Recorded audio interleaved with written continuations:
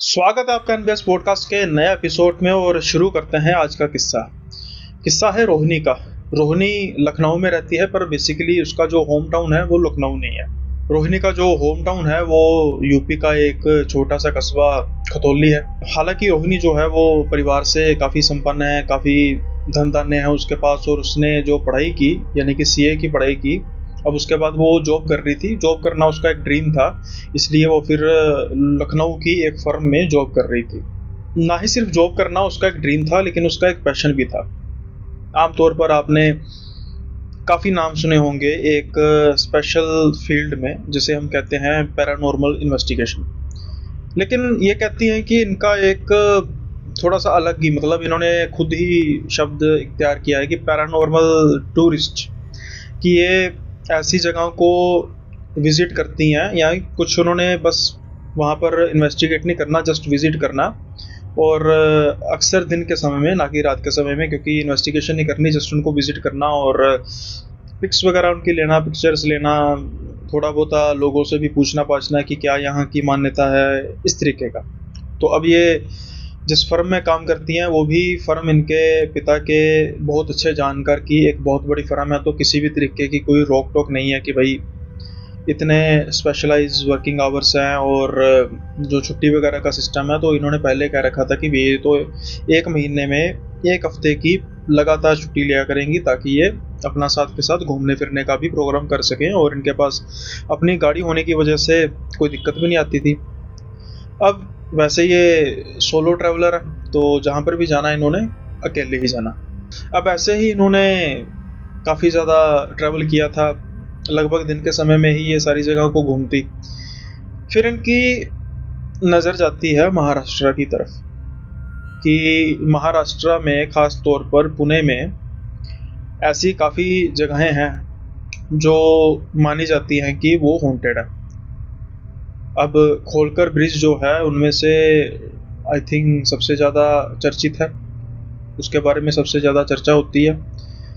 इसके अलावा और भी कई ऐसे ब्रिज और भी कई ऐसे बिल्डिंग्स और कई ऐसे पार्क भी।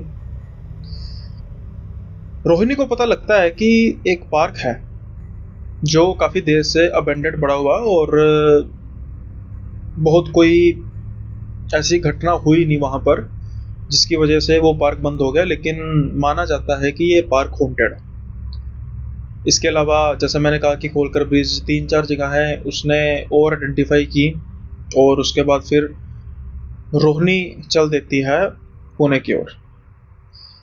जो लखनऊ से पुणे का सफ़र, जहाँ तक मेरा ख्याल है शायद एक आधे दिन का हुआ गाड़ी पर, मतलब 1500-1600 किलोमीटर के आसपास तो है। अब एक लड़की के द्वारा इतना लंबा सफ़र करना वैसे तो सेफ नहीं है। सो मैं ऐसे जेंडर स्पेसिफिकेशन से के हिसाब से नहीं कह रहा कि भाई लड़की है तो किसी के लिए भी, लेकिन फिर भी शौक से बढ़कर क्या होता है। अब रोहिणी पहुंच जाती है पुणे। वो सुबह के टाइम पुणे पहुंचती है, होटल में चेक इन करती है, और उसके बाद फिर थोड़ी देर रेस्ट करती है। उसका ये प्रोग्राम था कि वो पुणे में ज़्यादा देर रुकेगी नहीं, क्योंकि उसका आसपास के जो इलाके थे वहाँ पर भी घूमने का उसका इरादा था, ख़ासतौर पर कसारा घाट, ऐसे इलाके जहाँ पर वो काफ़ी ज़्यादा, जो कह सकते हैं कि बदनाम है अपनी हॉन्टेड एक्टिविटीज़, पैरानॉर्मल एक्टिविटीज़ की वजह से। अब इतनी थकावट होने की वजह से रोहिणी जो सोती है तो उसकी जाग खुलती है शाम को कुछ 6 बजे के आसपास। अब जैसे ही रोहिणी देखती है तो वो तो अपना माथा पीट लेती है कि भाई दिन ही वेस्ट हो गया।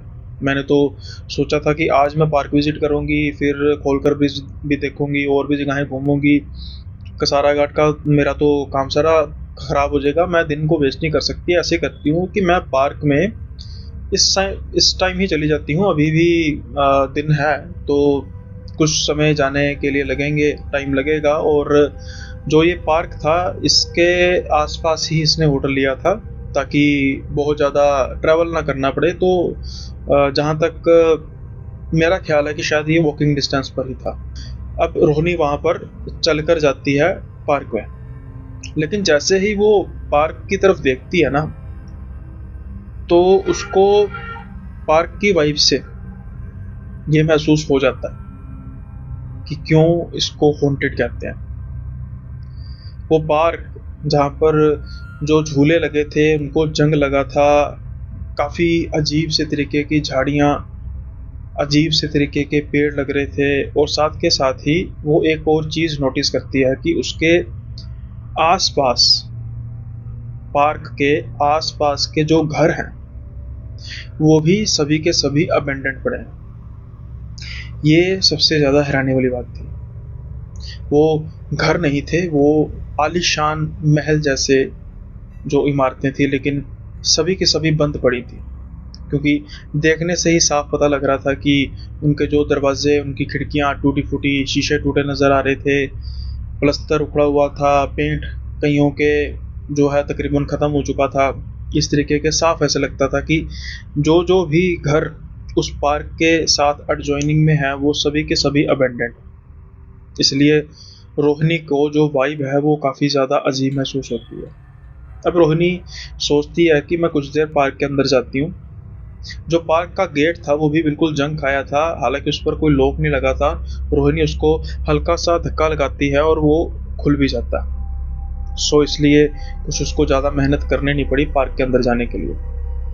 अब रोहिणी पार्क के अंदर जा रही है ना, वो एक चीज़ नोटिस करती जा रही है कि जो पार्क की मिट्टी है ना वो बड़ी अजीब सी मिट्टी है। मतलब आमतौर पे जो पार्क होता है उसकी जो मिट्टी होती है बड़ी पतली सी मिट्टी होती है, या फिर थोड़ी सी भुरभुरी सी मिट्टी होती है। जो पार्क कुछ ऐसी जगहों पे होती हैं जहाँ पर हरियाली कम, यानी कि राजस्थान वगैरह इलाके में वहाँ पर रेतीली मिट्टी भी हो सकती है।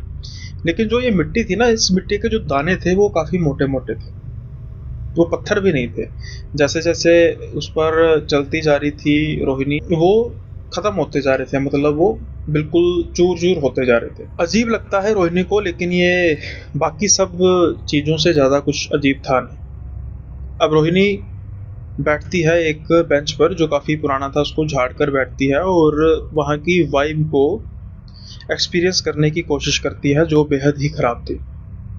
कुछ फ़ोटोज़ वगैरह लेने की सोचती है, लेकिन बहुत कम बार रोहिणी को ये महसूस होता है, अपने जीवन में महसूस हुआ कि मुझे जो फ़ोटोज़ है वो नहीं लेनी चाहिए, और उन्होंने इस जगह की फ़ोटोज़ ली भी नहीं। कुछ देर वो देखती रहती है, आसपास देखती रहती है, फिर वो अपना मोबाइल उठाती है और फेसबुक वगैरह सर्फ करनी शुरू कर देती है।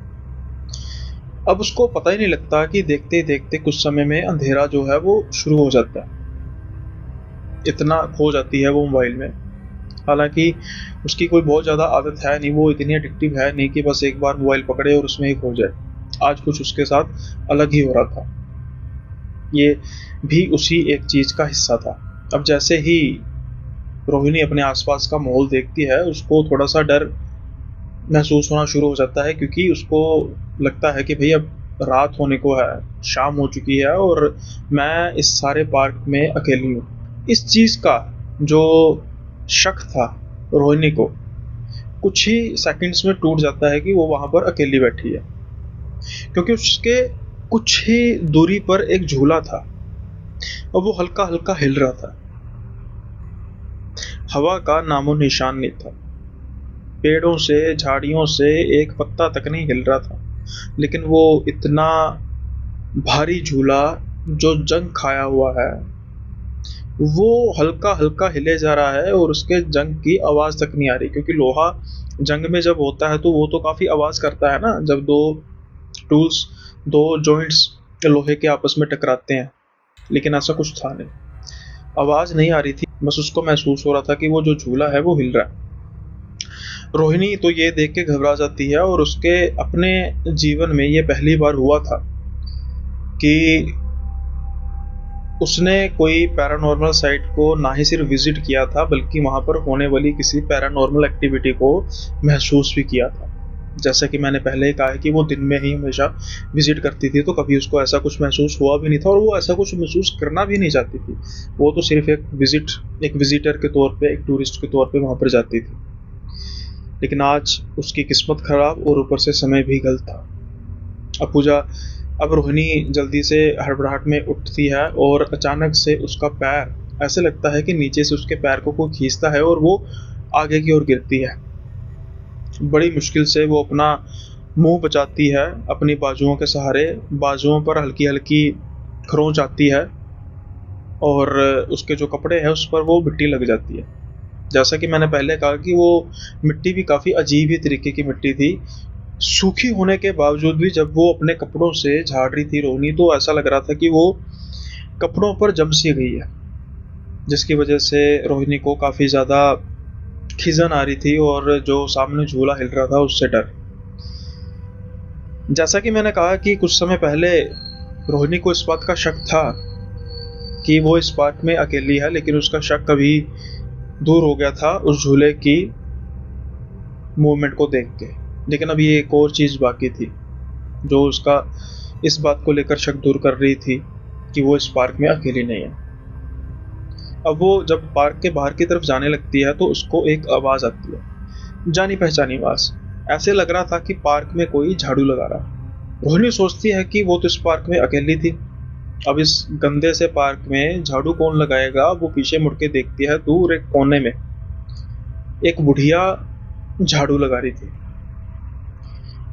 पहले वो सोचती है कि वो इस पार्क से निकल जाए जल्दी, लेकिन अब उसको एक इंसान ऐसा मिल चुका था जिससे वो कोई बात कर सकती है इस पार्क के बारे में। लेकिन क्या सच में वो इंसान था? ऐसा तब रोहिणी को लगता था। रोहिणी जो पार्क के बाहर जा रही थी वो अपना जो डिसीजन है उसको चेंज करती है और वो अब बढ़ती है उस बुढ़िया की ओर। और शायद ये उसके जीवन की सबसे बड़ी गलती थी। जब वो बुढ़िया के पास जाती है तो वो बुढ़िया का हाव भाव देखती है। उसके कपड़े हर जगह पर फटे हुए थे, लेकिन साफ, बिल्कुल साफ। उसके पैरों के नाखून जरूरत से ज्यादा बड़े थे, हाथों के भी नाखून, लेकिन बिल्कुल साफ, बिल्कुल सफेद। रोहिणी डरती है ये देख के, लेकिन अभी वो कुछ इससे पहले सोच पाती वो बुढ़िया उसकी तरफ देखती है। बुढ़िया उसकी तरफ देखती है और थोड़ा सा गुस्से से कहती है कि तुमने अपने कपड़ों के साथ क्या किया ये। रोहिणी हड़बड़ाहट में कहती है कि वो मैं गिर गई थी। बुढ़िया उसको गुस्से से कहती है कि मुझे गंदगी बिल्कुल भी पसंद नहीं, जल्दी से अभी ये कपड़े बदलो। रोहिणी को ये बात काफ़ी अटपटी लगती है और उसको लगता है कि ये पागल है कि मैं यहाँ पर कैसे कपड़े बदलूं और मैं कपड़े साथ में लेकर थोड़ा चलती हूँ। यही बात वो कहती है। लेकिन वो बुढ़िया काफ़ी अजीब तरीके से बर्ताव कर रही थी और कह रही थी कि मुझे गंदगी बिल्कुल पसंद नहीं है, देखा नहीं है कैसे मैं झाड़ू लगा रही हूँ। आसपास के पत्ते बिल्कुल सूखे हुए थे जिसको वो झाड़ू लगा रही थी। और अब रोहिणी सोच रही है कि जल्दी से यहाँ से निकले, क्योंकि उसको उस बुढ़िया का हाव भाव काफ़ी अजीब लग रहा था। वो इससे पहले कुछ उससे पूछती, वो बुढ़िया रटे जा रही थी कि जल्दी से अपने कपड़े बदलो, मुझे घिन आ रही है तुम्हें देखकर, मुझे गंदगी बिल्कुल पसंद नहीं। रोहिणी के मन में लाखों सवाल थे कि आप इस पार्क में जो पता नहीं कितने समय से बंद पड़ा है और यहाँ पर कोई फर्क पड़ता नहीं है, कोई इसकी सफाई करे या ना करे, और आप इस समय रात के समय, लगभग रात के समय आप यहाँ पर क्या कर रही हैं। और आपकी जो वेशभूषा, हालांकि फटे कपड़े हैं, इतनी साफ है, लंबे लंबे नाखून हैं, चेहरा हालांकि बिल्कुल ठीक था, कोई किसी तरीके का खराब नहीं था, बाल भी बिल्कुल ड्रेस्ड, यानी कि किसी तरीके के, जैसे मैं कहता हूँ, लंबे लंबे फैले हुए गंदे ना, बिल्कुल ठीक। अब रोहिणी यहाँ से निकलना सही समझती है और वो चल पड़ती है, घूमती है और वो एग्जिट की ओर चल पड़ती है जो एंट्रेंस भी था उस पार्क का। लेकिन वो बुढ़िया पीछे से कहती है कि तुमने मेरी बात नहीं मानी, याद रखना इसका खामियाजा तुम्हें भुगतना पड़ेगा। अगर तुम यहीं पर अपने गंदे कपड़े बदल देती तो तुम्हें अब पछताना ना पड़ता। लगता है रोहिणी को यही कि ये है पागल और इससे कुछ बात करके कोई फायदा तो है नहीं। अब वो यही सोच के चल पड़ती है बाहर की ओर। लेकिन जब वो बाहर जा रही थी ना, अचानक से वो सोचती है कि भाई मुझे भूख लगी यार, मैंने तो चॉकलेट रखी थी अपने बैग में, चॉकलेट खाती हूँ। वो अपने बैग से चॉकलेट निकालती है, लेकिन हैरानी की बात, इस चॉकलेट का सिर्फ रैपर था, चॉकलेट गायब थी। रोहिणी को शायद ये नहीं पता कि ऐसी जगहों पर मीठा लेकर जाते नहीं हैं। रोहिणी काफी ज्यादा हैरान होती है कि बिल्कुल पैक्ड रैपर, उसके बीच में से चॉकलेट गई कहाँ पे। लेकिन अब वो सोच पा रही थी कि कुछ ना कुछ तो गड़बड़ है, गड़बड़ नहीं, बहुत ज़्यादा बड़ी गड़बड़। इसलिए वो अब जल्दी जल्दी होटल की तरफ जाना शुरू करती है और होटल पहुंचकर चैन की सांस लेती है कि शुक्र है कुछ हुआ नहीं। रोहिणी अब रीथिंक कर रही थी कि मुझे पुणे में लंबा रुकना चाहिए कि नहीं, क्योंकि पहला ही दिन है और मेरा जो हाल हुआ है वो कुछ ज़्यादा अच्छा हुआ नहीं है। तो मुझे लगता है कि मुझे ना जल्दी ही किसी और जगह पर जाना चाहिए। आज के दिन मैं रात होटल में रुकती हूँ और फिर मैं देखती हूँ, रीप्लान करती हूँ। रोहिणी अपने रूम में पहुंचती है, अपना बैग रखती है बेड पर, क्लोथ्स रिमूव करती है जो काफ़ी गंदे हुए थे, और नहाने के लिए चली जाती है। कुछ समय बाद जब वो नहाकर बाहर आती है तो वो हैरान रह जाती है हालत देखकर अपने पर्स की, क्योंकि उसके पर्स से जितना भी सामान उसके पर्स में पड़ा था वो सभी का सभी आस-पास बिखरा हुआ था।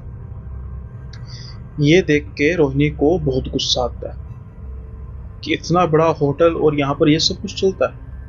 मैं वॉशरूम गई और मेरे पीछे आकर किसी ने यहाँ पर पर्स के साथ सब कुछ, उसने सामान वगैरह चेक किया।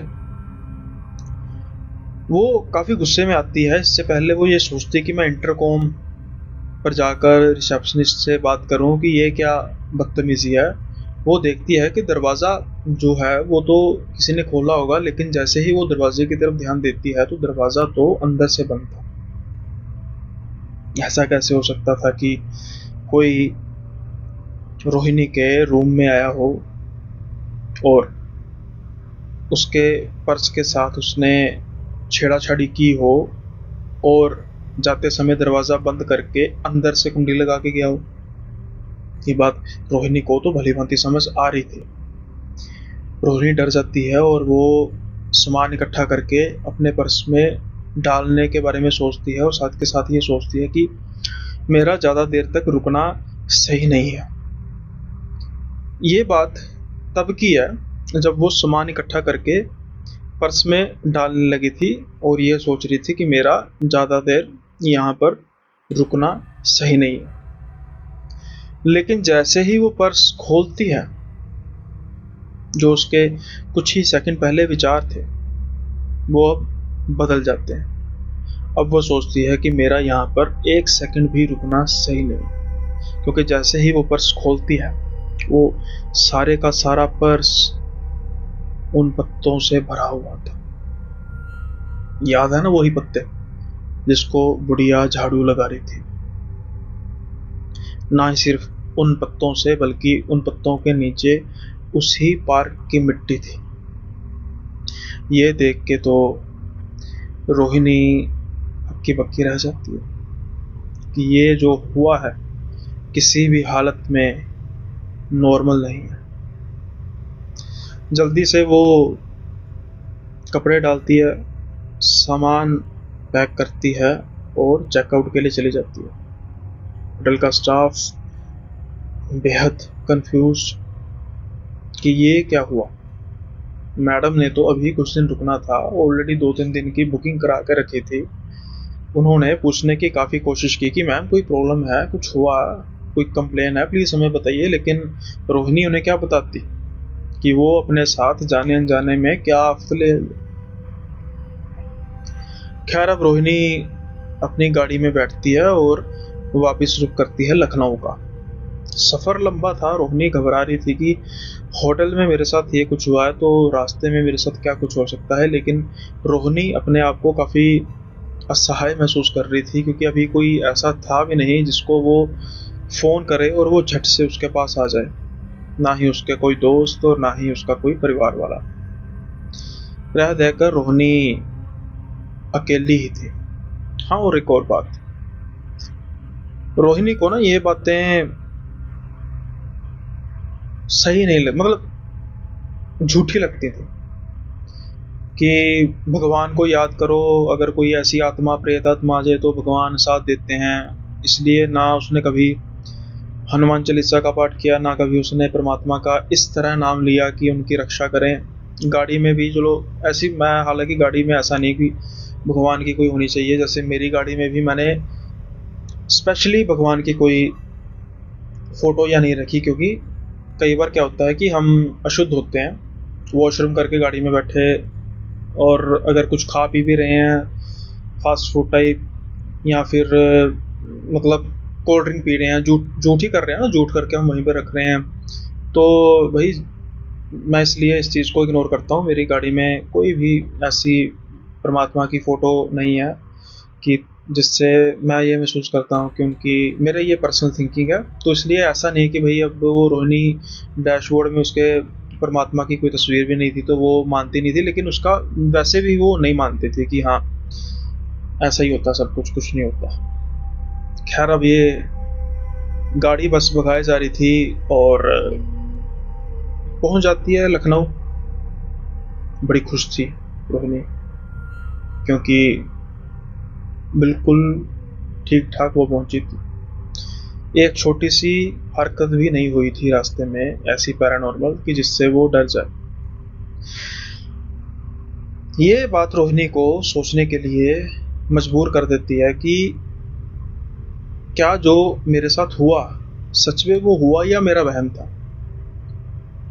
डबल माइंडेड थी, रास्ते में भी सोचती आ रही थी, घर तक पहुंची काफ़ी थकी टूटी थी, और आते ही वो सोने के लिए चली गई, ये सोचते सोचते कि मैं शायद इस नतीजे पर पहुंची हूँ कि जो ये मेरे साथ हुआ कहीं मेरा हेलुसिनेशन तो नहीं था। सच में मुझे लग रहा है कि मेरा हेलुसिनेशन है। कुछ समय सोती है रोहिणी, उठती है। अब रोहिणी को भूख लग रही थी, किचन में जाती है, और हाँ, रोहिणी अपने फ्लैट में अकेली रहती थी। उसको अकेले रहना बेहद पसंद था, अकेले घूमना बेहद पसंद था। रोहिणी किचन में जाती है, जैसे मैंने कहा, फ्रिज खोलती है। अब कुछ घंटे पहले जो ये रोहिणी सोच रही थी, कि जो ये सोच रही है यानी कि पैरानॉर्मल, शायद ये उसका हेलुसिनेशन है, वो भी अब उसका शक दूर हो चुका था, क्योंकि उसकी फ्रिज में वही पत्ते थे और आसपास मिट्टी पड़ी हुई थी। कहाँ लखनऊ, कहाँ पुणे। रोहिणी वो सारे का सारा पर्स में जो पत्ते थे वो रास्ते में फेंकती है, एक पत्ता भी उसके साथ नहीं आता, लेकिन उस फ्रिज में पत्ते ही पत्ते थे और वो मिट्टी भी। एक और बात, रोहिणी को चॉकलेट खाने का बड़ा शौक था, तो उसकी फ्रिज में चॉकलेट्स रहती थी, एक दो नहीं, बहुत ज़्यादा। उस फ्रिज में चॉकलेट्स भी थी, लेकिन सिर्फ उसके रैपर। रोहिणी एक एक करके सभी रैपर्स देखती है, किसी एक रैपर में भी चॉकलेट नहीं थी, सभी के सभी बिल्कुल पैक्ड और खाली। अब तो रोहिणी की हालत जो है वो रोने वाली हो गई थी। वो महसूस कर रही थी कि वो एक बहुत बड़ी मुसीबत में फंस चुकी है। क्या करे, क्या न करे, किससे बात करे। जैसा कि मैंने कहा कि वो पैरानॉर्मल टूरिस्ट थी, जो वो खुद को कहती है, और उसने कभी भी इस तरीके का किसी से कांटेक्ट किया ही नहीं था, किसी तांत्रिक से, किसी पंडित जी से, किसी मौलवी जी से, किसी धर्म विशेष के व्यक्ति से।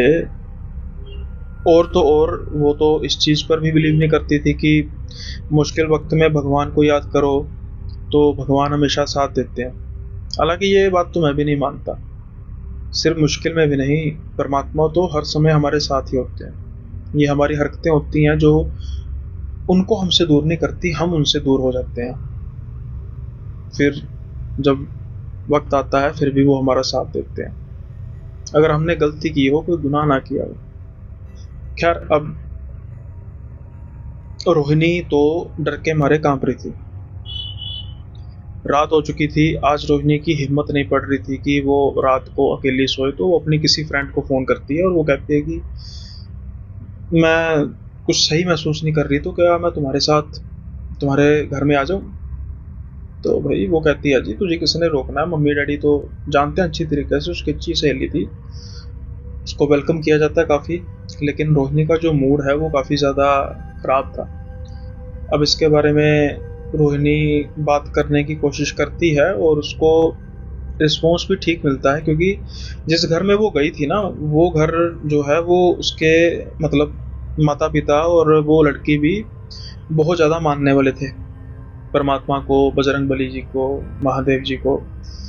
तो वो उसको यही शिक्षा देते हैं कि हो सकता है कि जो जो तू कह रही है बात वो सही हो, लेकिन इसका एक ही हल है कि परमात्मा का नाम ले, महावीर जी को बोल, हनुमान जी को बोल कि मेरी रक्षा करो, ये जो भी बला मेरे पीछे पड़ी है और मेरी इससे रक्षा करो। लेकिन अब रोहिणी सारी बातें तो सोच रही थी, सिर्फ इस बारे में वो इस चीज़ को दरकिनार कर देती है कि ठीक है देखूंगी। अब देख उसे कोई और रहा था सच में, जिसको नहीं देखना चाहिए था। अब रोहिणी वहाँ पर जैसे तैसे रात बिताती है, लेकिन वो अगले ही दिन सुबह चली आती है। ऐसा नहीं कि उसको कुछ वहाँ पर ऐसा महसूस हो रहा था कि वो खींचल दे रही है या फिर कोई अलग महसूस हो रहा था। वो बेसिकली फ्रस्ट्रेट होकर चली आती है, क्योंकि सारे दिन उसके पेरेंट्स भी और उसकी सहेली भी उसको कहती रहती है कि वह हमारी बात मान, मंदिर में जाके मौली बंधवा ले और नज़र उतरवा ले, क्योंकि कई बार ऐसा होता है कि कुछ ऐसी हवाएं पीछे लग जाती हैं और इससे पहले कि कोई नुकसान हो जाए तो हमें कुछ करना चाहिए। लेकिन रोहिणी को ये बातें बकवास लगती हैं और वो अपने फ्लैट में आ जाती है। अब उसका फ्रिज खोलने का मन नहीं कर रहा था, या यूँ कहें कि वो डर रही थी फ्रिज खोलने से। इसलिए जो भी वो मंगाती है बाहर से मंगाती है, फ्रिज नहीं खोलती, रात को खाती पीती है और सो जाती है। तकरीबन 2 बजे के आसपास का टाइम होगा कि उसको आवाज़ सुनाई देती है अपने फ्लैट की रिंग बजने की। रात के 2-2:30 बजे कौन आया होगा, ये सोचती है और वो डर जाती है। लेकिन जो रिंग है लगातार बजे जा रही थी, डोरबेल बजे जा रही थी। हार के वो उठती है, धीरे धीरे जाती है और दरवाज़ा खोलती है। जैसे ही वो बाहर की तरफ देखती है तो वहां पर कोई भी नहीं था। काफी हैरान होती है, बटन को ध्यान से देखती है कि ये बटन शॉर्ट तो नहीं हो गया, उसकी वजह से भी ऐसा हो जाता है। अब जैसे ही वो मुड़ने लगती है ना वापस, उसको एक जानी पहचानी आवाज सुनाई देती है कि जैसे कोई झाड़ू लगा रहा है। ठीक वैसे ही जैसे 2-3 दिन पहले पुणे के उस पार्क में एक बुढ़िया लगा रही थी। रोहिणी अपने दाएं ओर देखती है कॉरिडोर की तरफ, उसको दिखाई देती है एक बुढ़िया, वही कपड़े, वही झाड़ू। ऐसा कैसे हो सकता है? एक बुढ़िया पुणे से लखनऊ स्पेशल झाड़ू लगाने मेरे फ्लैट के कॉरिडोर में, और इतने ज़्यादा पत्ते कहाँ से आए मेरे फ्लैट में? वो सारे का सारा कॉरिडोर पत्तों से भरा हुआ था। बुढ़िया झाड़ू लगा रही थी, रोहिणी सन की सन वहां पर खड़ी थी, और एक बात वो कह रही थी। उसकी पीठ रोहिणी की तरफ थी। वो एक बात कह रही थी कि मैंने कहा था ना कि कपड़े बदल लो, खामियाजा भुगतना पड़ेगा। अब जैसे ही वो बुढ़िया रोहिणी की तरफ घूम के देखती है, आज उसकी शक्ल वैसी नहीं थी, बेहद डरावनी, जैसे साक्षात प्रेतनी हो, साक्षात डायन हो। डर के मारे रोहिणी दरवाजा बंद करती है और भागती है। अब जो कुछ समय पहले डोरबेल की आवाज सुनाई दे रही थी, अब दरवाजे को पीटने की आवाज आ रही थी लगातार। रात के 2-2:30 बजे का समय है। रोहिणी किसको कहे, किसको बुलाएगी? माँ बाप को? वो तो खतौली रहते हैं, इतनी जल्दी आ जाएंगे? सैकड़ों किलोमीटर दूर का सफर है। फोन करेगी तो क्या कहेगी, क्या समझाएगी? उनको तो कुछ पता नहीं है। वो डरे जा रही थी, उसकी तो हालत पतली हुई जा रही थी और बाहर से दरवाजा पीटने की आवाज बढ़ती जा रही थी, जैसे कुछ ही समय में दरवाजा टूट जाएगा। अब उसके पास कुछ चारा नहीं था और वो फोन लगा देती है अपनी उसी सहेली को और उसको बताती है सारी बात कि मुझे वो बुढ़िया नजर आई और ये देख, तुझे दरवाजा खटखटाने की आवाज आ रही है कि नहीं। अब उसकी सहेली की माँ उससे बात करती है, रोनी से, और वो कहती है कि बेटा दरवाजे के पास जाओ। कहती है आंटी मैं पागल हूँ, मारी जाऊंगी। आंटी कहती हैं कि जाओ, स्पीकर फोन ऑन कर दो बस और दरवाजे के बिल्कुल पास जाके लगा दो। अब रोहिणी पछता रही थी कि मैंने फोन किया ही क्यों, इससे अच्छा तो मैं दुबक कर बैठी रहती, कुछ समय बाद दिन चढ़ जाता तो ये सब कुछ ठीक हो जाता। लेकिन क्या ऐसा होने वाला था? हो सकता है कि दरवाजा टूट जाता। अब जैसा करने को कहा गया रोहिणी वही करती है और वो डरती डरती दरवाजे की तरफ जाती है और स्पीकर फोन ऑन होता है। अब वहां से एक मंत्र की आवाज आ रही होती है जो आंटी जी जप रही थी। कोई बहुत ही शक्तिशाली मंत्र था। वो जपे जा रही थी, जपे जा रही थी। कुछ ही समय बाद असर दिखाई देने लगा और जो वो खटखटाने की आवाज थी वो धीमी पड़नी शुरू हो गई। धीरे धीरे धीरे धीरे वो आवाज खत्म हो गई। रोहिणी को रिलैक्सेशन हुई और इतनी ज्यादा वो डर चुकी थी कि उसको पता नहीं लगा कि वो दरवाजे के साथ अपने आप को टिका कर बैठी हुई थी। फोन उसने साइड पर रखा था और वो सो गई। कुछ समय बाद फोन भी कट गया होगा। फिर सुबह के समय उसको दोबारा से रिंग आई। उसकी सहेली की उसने बात की और उसने कहा कि सब ठीक है, लेकिन सब कुछ ठीक नहीं है। ये तो रोहिणी जानती थी। उसकी सहेली, उसकी माँ, उसके पिता उसके फ्लैट में आते हैं और आज जो वो बातें कह रहे थे रोहिणी उनको मान रही थी, क्योंकि जो उसके साथ कल हुआ था उसके बाद आज भी अगर वो ये बातें ना मानती तो जाहिर है इससे बड़ा बेवकूफ कौन होता। उनके माता पिता घर में गंगा जल छिड़कते हैं फ्लैट में। हालांकि वो कहते हैं कि अगर तू कहे तो बेटी साथ में रह लेती है, ये भी जानती है पाठ पूजा, लेकिन फिर भी रोहिणी मना कर देती है। वो अब वो खेचल नहीं देना चाहती थी। तो शायद उनके माता पिता को पता था, तो वो एक छोटी सी ना पर्ची निकालते हैं और कहते हैं कि इसको दरवाजे के बाहर हम चिपका के जा रहे हैं, सेलो टेप वगैरह लगा के, और ये कोई भी निकाले ना, आपने इस चीज का खास तौर पर ध्यान रखना है कि जब भी आप अपने फ्लैट में एंटर करो तो ये दरवाजे पर लगी होनी चाहिए। रोहिणी उसके बाद तकरीबन तकरीबन 4 साल उस फ्लैट में रही। 4 साल में एक बार भी उसको ऐसा कुछ महसूस नहीं हुआ, क्योंकि वही पर्ची को एक छोटे से गांठ में बांधकर उसके कलाई पर भी बांधा गया था, जो आज भी उसकी कलाई पर है। रोहिणी की शादी हो चुकी है। एक तो रोहिणी कभी पुणे नहीं गई दोबारा, और ना ही कभी दोबारा जाने की सोचती है, और दूसरा वो कभी पार्क नहीं गई, क्योंकि वो सोचती है कि अगर मैं किसी भी पार्क में गई, ना ही सिर्फ पुणे के उस पार्क में बल्कि मैं किसी भी पार्क में गई, तो हो सकता है कि वो बुढ़िया फिर से नजर आ जाए। और हाँ, रोहिणी अब परमात्मा का नाम रोज जपती है और बिल्कुल अच्छी है। आज भी वो पैरानॉर्मल साइट्स पर जाती है, लेकिन अब वो अपने पति के साथ, तो किसी तरीके का कोई इतना डर है नहीं उसको। फिर भी पुणे जाने से वो डरती है।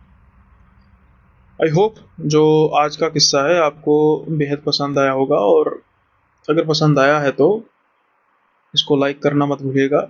चैनल को सब्सक्राइब कर दीजिए अगर आप चैनल पर नए हैं, और साथ के साथ ही शेयर दबा के कीजिए, और ये ज़रूर बताइए कि आपको कैसा लगा कमेंट में। इसी के साथ ही कहानियाँ आने का सिलसिला, किस्से आने का सिलसिला थोड़ा सा थम सा गया है, तो आपसे गुजारिश है कि आप कहानियाँ किस्से भेजिए मेरी इंस्टा आईडी पर, और साथ के साथ ही अगर आप ईमेल पर भेजना चाहते हैं तो जो ईमेल आईडी है और साथ के साथ ही इंस्टा आईडी है, मेरी जो ये स्क्रीन है वहाँ पर आपको नज़र आ जाएगी, आप इस पर भेज सकते हैं। कुछ मेरे व्यूअर्स का था कि भाई इंस्टा पर आप वो भेज नहीं पा रहे। बड़ा इजी है भाई, मेरे चैनल पर जाके डिस्क्रिप्शन में जाइए, वहाँ पर इंस्टा लिंक मिलेगा। अगर नहीं मिला तो कोई बात नहीं, मेरे चैनल के डिस्क्रिप्शन में जाइए, वहाँ पर इंस्टा लिंक आपको ज़रूर मिल जाएगा। उस पर क्लिक कीजिए, इंस्टा की आईडी खुल जाएगी, और जैसे आईडी खुलेगी वहाँ पर मैसेज का जो बटन होगा उसको दबाइए, वहाँ पर अपनी स्टोरी लिख दीजिए। ऐसा होता है कि जब कोई मैसेज करता है ना, तो वो मुझे एज ए रिक्वेस्ट आता है, तो मेरे एक्सेप्ट करने के बाद ही वो आगे रिस्पॉन्स कर पाता है। तो ऐसा मत समझिए कि कोई रिस्पॉन्स नहीं आ रहा, कोई भी मुझे स्टोरी भेज रहा है उसका रिस्पॉन्स ज़रूर आएगा। और अगर ये भी नहीं तो जल्दी ही व्हाट्सएप का सिलसिला भी शुरू हो जाएगा। कुछ व्यस्तता के चलते मैं नहीं इन चीज़ों, छोटी छोटी चीज़ों की तरफ ध्यान दे पा रहा, लेकिन कर देंगे शुरू। तो अगर आप उस चीज़ का वेट करना चाहते हैं तो वो भी जल्दी से शुरू हो रहेगा। जब जल्दी से शुरू हो जाए, अगर आप उस चीज़ का वेट करना चाहते हैं तो वो भी जल्दी से शुरू हो जाएगा। और अगर नहीं वेट कर सकते तब तक, तो फिर मैंने आपको पहले दो रास्ते बता ही दिए, और जो ये स्क्रीन पर आपको ईमेल आईडी साथ के साथ ही इंस्टा आईडी नज़र आ रही होगी। खैर, अब नॉर्मल हम बात करते हैं। इसमें एक एक ओपिनियन बन सकता है कि भाई भगवान जो है वो क्या चाहते हैं कि कोई मुझे पूजे तभी मैं उसका साथ दूंगा। नहीं, ऐसा कुछ नहीं होता, ये हमारी धारणा होती है। क्योंकि हमारा स्वभाव ऐसा होता है ना, इंसानों का स्वभाव ऐसा होता है कि भाई अगर कोई हमारी मदद करेगा तो ही हम उसकी मदद करेंगे, अगर किसी ने हमारी मदद नहीं की तो हम क्यों उसकी मदद करें। आप देखते होंगे अपने समाज में, लेकिन जब कोई ऐसा इंसान होता है जो इन सब चीज़ों से रहित होता है, वंचित होता है इन चीज़ों से, तो हम उसको कहते हैं कि बड़ा महात्मा इंसान है। अरे यार, देवता पुरुष है, देवता। तो इसलिए भगवान को आप पूजो ना पूजो, इस चीज़ से कोई फर्क नहीं पड़ता। अब ये रोहिणी वाले केस में वो पूछती नहीं थी, ये बात अलग है, लेकिन वो डिसरिस्पेक्ट कर रही थी भगवान की नहीं, वो डिसरिस्पेक्ट कर रही थी एक शक्ति की, जो इस सारे ब्रह्मांड और अनेकों ही ब्रह्मांड के कण कण में विद्यमान है। अब जब एक इंसान, एग्जाम्पल के तौर पर, कि आप अगर हेलमेट डालकर नहीं जा रहे और अगर आप गिर रहे हैं बाइक से, तो आपके चोट सर पर लगने के चांसेस बहुत ज़्यादा हैं।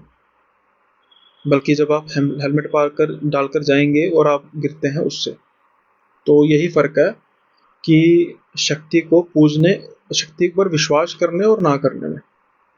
और डिसरिस्पेक्ट तो किसी शक्ति की भी नहीं करनी चाहिए, चाहे वो पॉजिटिव हो चाहे वो नेगेटिव हो। तो रोहिणी से या रोहिणी जैसों से, क्योंकि रोहिणी को तो समझ लग गई, लेकिन रोहिणी जैसों से ये गुजारिश है कि ऐसा मत किया कीजिए। अब एक दो कमेंट्स को हम कर लेते हैं थोड़ा सा फिगर आउट, मतलब कि वो ऐसे कमेंट्स हैं जो मुझे लगा कि शायद इस पर बात करनी चाहिए। अभी मेरा एक जो रिसेंट पॉडकास्ट नहीं कर रहा हूँ सच, अभी जो मेरा एक रिसेंट था वीडियो थी, उसमें ना एक भाई ने कमेंट किया है, भाई ऐसे मत किया करो। वो कमेंट क्या है वो मैं आपको बता देता हूँ। ये हैं @युवा शक्ति 007 या 007। भाई सच बताना, ये स्टोरी तुमने खुद बनाई है, झूठ मत बोलना, तुम्हें माँ की कसम, और जवाब देना जरूर, ये केवल मनोरंजन के लिए बनाई गई है। तुमने, मैं सब्सक्राइब करूंगा, लेकिन जो हो सच बताना बस। युवा भाई, मैंने वैसे आपको कमेंट में भी लिखा है ग्रो अप। क्या यार, माँ की कसम। वैसे आपने डिस्क्लेमर अगर देखा होता तो आपको समझ लग गया होता। और दूसरी बात है कि जो आपका सवाल है, अब मेरा जवाब देना भी फ़र्ज़ है, क्योंकि आपका जो सवाल है ना वो बदतमीजी से भरा नहीं है, वो इनोसेंस से भरा है, भोलेपन से भरा है। क्योंकि अगर आपने बदतमीजी से कुछ कही होती बात तो मैं जवाब देना कोई जरूरी नहीं समझा, लेकिन लेकिन आपने चाहे ही इसको बचपने के तौर पे लिखा है कि माँ की कसम खाओ ऐसा खाओ, लेकिन फिर भी इनोसेंस तो है ना। तो युवा भाई, युवा शक्ति जी, जो भी आपका रियल नेम होगा, आपने मेंशन नहीं किया बट फिर भी युवा ही होगा जो मैं समझ पाता हूँ। तो भाई देखो, मैं ना सब्सक्रिप्शन का भूखा नहीं हूँ। अगर आप सब्सक्राइब करेंगे तो आपकी बड़ी मेहरबानी होगी, लेकिन अगर आप नहीं करेंगे तो ऐसी कोई बात नहीं है, मैं माइंड नहीं करूँगा।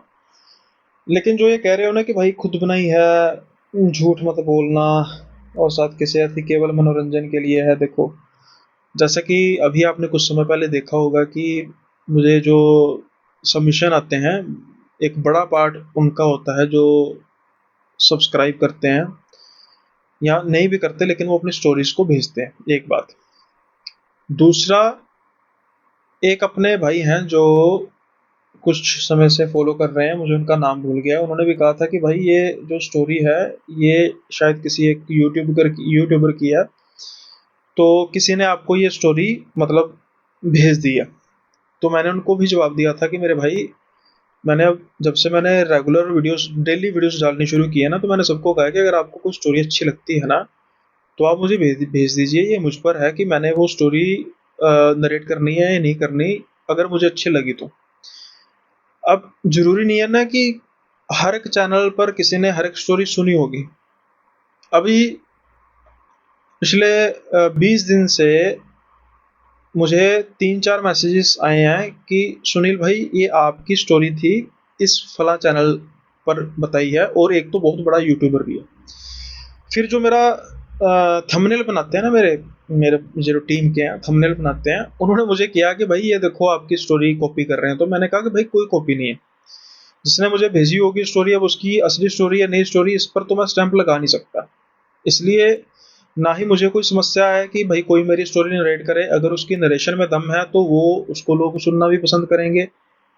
ऐसे ही मुझे भी नहीं पता कि भाई जो स्टोरी मुझे आ रही है वो उसने कितनों को भेजी है और किसने पहले नरेट कर दी। हो सकता है सबसे पहले मैंने नरेट की हो, और हो सकता है कि सबसे बाद में मैंने नरेट की हो। अब जब अगर सबसे बाद में नरेट की होगी तो वो कॉपी बन गई, और अगर मैंने सबसे पहले नरेट की होगी तो फिर वो बाकियों के लिए कॉपी बन गई। इस चीज का ना एक बड़ा अच्छा जवाब जो है वो एक पॉडकास्ट में आपको मिलेगा, जो कि 1 अप्रैल को आ रहा है, और वो बहुत बड़े यूट्यूबर हैं। मैंने उनसे एक सवाल किया था और उनका जो आंसर था बड़ा ही बेमिसाल था। तो आप इंतजार कीजिए युवा जी, आप भी, कि बनी बनी स्टोरीज ऐसा कुछ नहीं होता। हाँ, हम स्टोरीज को थोड़ा सा फर्निश करते हैं ताकि सुनने में अच्छा लगे। अगर लेट से कि एक कहानी हो जो किसी ने बताई हो तो मैं वैसे ही पढ़ दूं, तो भाई दुनिया में कोई भी हॉरर का चैनल नहीं चल पाएगा। हर एक का अपना स्टाइल है, लोग उस स्टाइल को पसंद करते हैं, ना कि स्टोरी को। कई बार स्टोरी इतनी बोरिंग होती है लेकिन स्टाइल उसको एक्साइटेड बता देता है। कई बार स्टोरीज इतनी एक्साइटेड होती हैं कि स्टाइल ही उनको बोरिंग बना देता है। तो उनको लहजे से, उनको उसके जो शब्द हैं उनको पिरोना, कि इस शब्द में मैं क्या डालूं, इस लाइन में कैसा भारी भरकम शब्द डालूं जिससे और मजा आए, है ना। समझ सकते हो आप।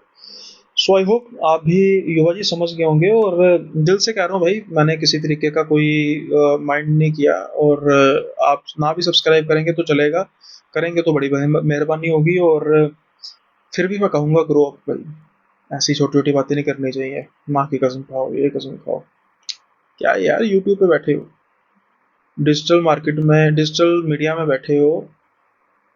ये मैं यूट्यूब किड्स पे थोड़ा चला रहा हूँ। यूट्यूब आप एक अडल्ट ही हो गए, 18 साल से ज़्यादा ही हो गए, तो उतनी ऐसे ही बातें कीजिए, बच्चों वाली बातें मत कीजिए।